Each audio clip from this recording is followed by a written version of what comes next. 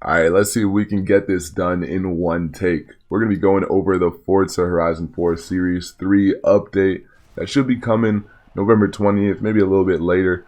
But I've done a lot of research on this, from Reddit to YouTube videos to the Forza live stream with the devs.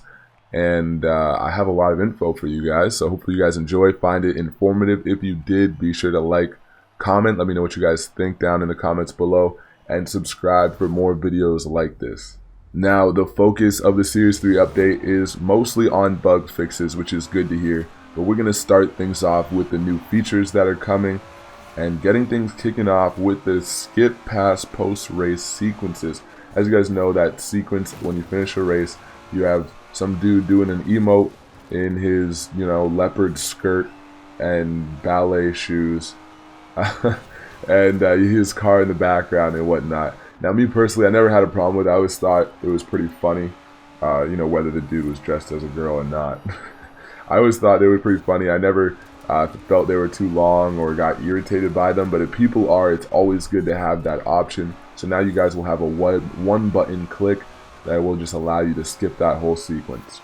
Add all DLC cars to garage with one button. So this is one thing I actually am really happy about. I had the James Bond car pack and I only had like 2 cars that were in my garage for like 2 weeks because I was just too lazy to go and add every car to the garage. If you have like 7 cars in a pack, it's going to take you maybe a minute and a half to get them all in your garage. And when you're trying to play the game, that's not what you want to be doing. So it's nice that you just have one button, you just get it all done at once. Really glad they implemented that. 41 new wheel rims are coming as well. So I actually made a video exposing all 41 rims, or revealing, we could say. I will put a card when we wrap this up near the end of the video that you guys can check it out there. If you're impatient and want to see all 41 rims that will be coming in this update, then I will have that video linked down in the description for you. Make sure to let me know what your favorite rim is in the comments. Next up, we have new advanced car subsection painting options, including subsections of rims. Now I want to break this down really quick because there was a little bit of misconceptions, I think.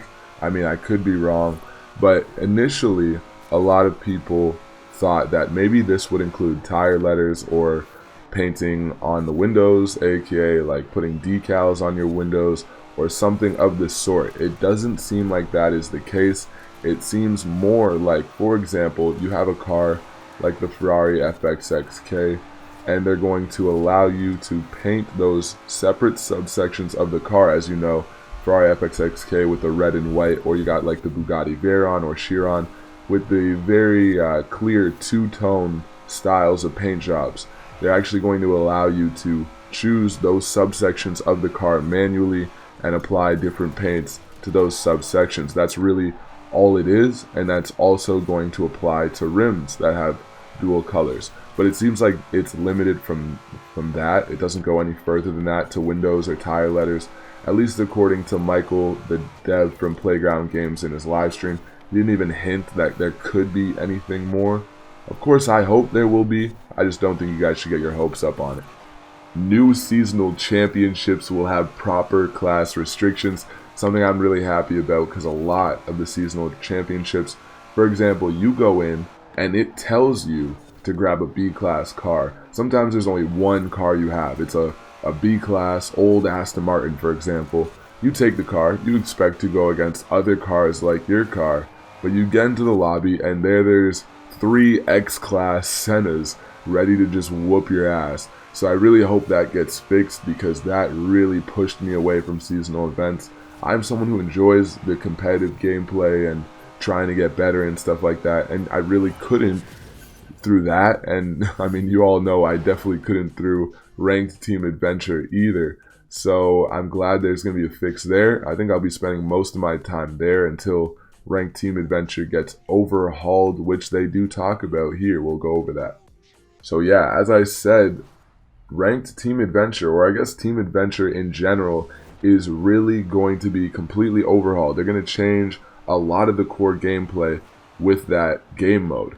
Now, a lot of the competitive racers, myself included, but I do understand Playground Games, just want a regular kind of free-for-all lobby where you're racing against 12 other people. There's no teams, and that would free up some of the issues. For example, getting into a ranked team adventure, it would require you to have 12 people, and sometimes you're just waiting in free roam for 5, 6, 7, maybe even 10 minutes just to get a lobby started. And then, you know, someone on your team rage quits and now you're down a player, and there's just a lot of issues that come along with Team Adventure. But if you guys didn't know, they're implementing Team Adventure as a way, again, to appeal to the casual gamer. You know, that little 5-year-old boy with all the assists turned on who doesn't really know any of the cars but just enjoys, you know, driving them. They want that person to be able to still have fun and still feel like they're contributing, which is fair enough. It's not that they're really doing something wrong. It's just there's two sides of gamers. There's the really hardcore ones who want everything to be competitive and fair, and then there's the other people who want to feel included, and they're catering to those people. Well, I don't know what you guys think about that. You can let me know your opinion in the comments, but of course it would be nice to have just a straight up ranked your skill level versus 11 other people's skill level. I would enjoy that. Now we move on to the good stuff, the bug fixes, and they didn't cover everything, and I went over, like I said, all the information I could and couldn't find any extra bugs that I heard were going to be dealt with. So you're going to see some stuff missed, and that's really unfortunate. I'll get into it with you guys. But starting off, cars will no longer be ghosted when you're in photo mode. I know a lot of you guys are going to enjoy that. I do as well, because I take a lot of photos as a YouTuber, especially when I'm having my live streams and we're having car meets. Sometimes people bring some really nice cars and I want to take photos, and boom, there in the background or beside them is a car that's ghosted out, and it just kind of ruins the whole photo. So I'm glad they're fixing that. But just branching off on that, I couldn't find anywhere that mentioned anything about the other issue. When you are in drone mode, it makes your car completely invisible. You should just appear to be in the pause menu with your car ghosted out so people know you're there, but you actually go completely invisible. It just looks like you have disappeared on everyone else's screen. That should be fixed. I've had situations where I'm in party chat with someone, I'm like, bro, like, where'd you go? Did you just go to the auto show? And it turns out they were beside me the whole time. And it's just something that would be nice if they fixed as well. Now, I don't actually know much about this, but there was an issue with barn find achievements. So if you guys have been doing those barn finds and noticed some sort of glitch, apparently it's been pissing a lot of people off, so fair enough.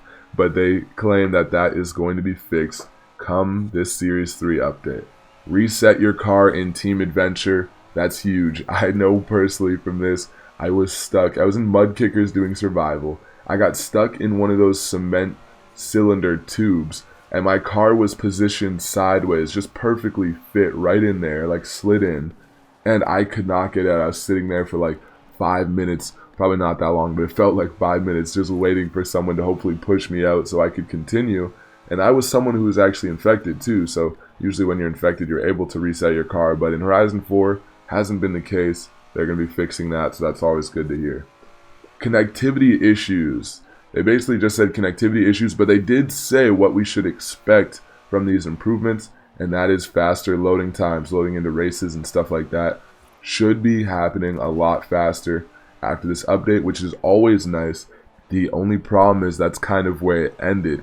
As you guys know, convoys are a pain in the ass in general to get people in, to keep people in after events. It's just, it doesn't work very well at all. It actually works horribly.